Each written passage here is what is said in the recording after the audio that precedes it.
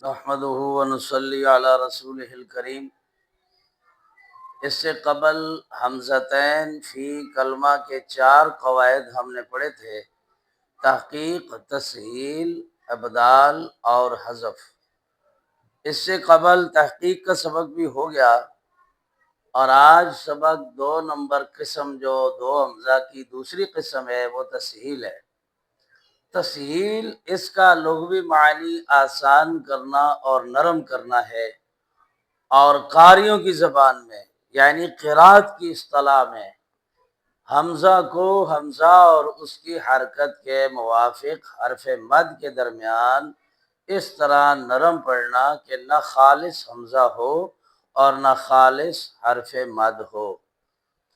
اب یہ جو ہم نے اوپر بیان پڑھا ہے کہ حمزہ کو حمزہ اور اس کی حرکت کے موافق حرف مد کے درمیان اس طرح نرم پڑھنا کہ نہ خالص حمزہ ہو اور نہ خالص حرف مد ہو، یہ لفظ یہ والا ہے کہ ہم نے بات کی ہے حمزتین، اور حمزتین میں پہلے حمزہ کی بات نہیں ہے، دوسرے حمزہ کو یعنی پہلے حمزہ اور اس کی حرکت کے موافق خالص یعنی حمزہ ادا نہ کرنا، بلکہ حمزہ کو حمزہ اور حرف مد کے درمیان پڑھنا، نہ خالص الف مدہ ہو اور نہ خالص حمزہ ہو۔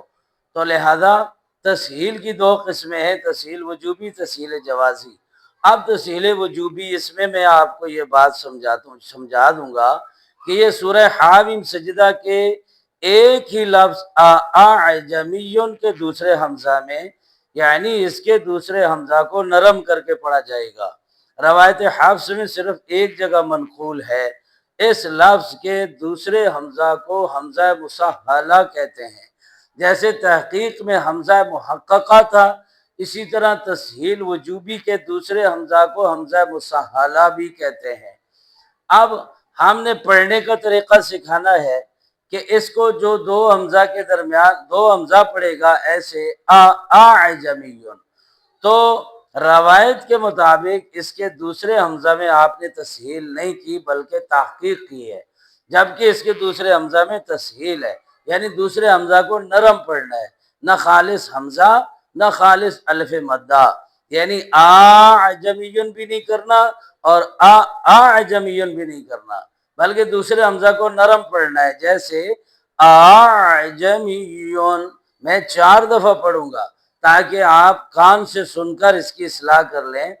اعجمیٌ، اعجمیٌ، اعجمیٌ، اعجمیٌ، یعنی جس طرح پہلا حمزہ ادا کیا اسی مخرج سے دوسرا حمزہ ادا نہ ہو، بلکہ اس کو نہ حمزہ نہ الف مدہ پڑھنا ہے، بلکہ ان دونوں کے درمیان نرمی سے دوسرے حمزہ کو ادا کرنا ہے۔ اسی لیے اس میں تسہیل وجوبی ہے کہ روایت حفص میں صرف ایک جگہ منقول ہے، اس لیے اس کو تسہیل وجوبی کہتے ہیں۔ تو روایت کے مطابق یہ واجب ہے اعجمیٌ، اعجمیٌ وعربی، تو یہ حامیم سجدہ کے اندر آتا ہے۔ اللہ تعالی سمن کی توفیق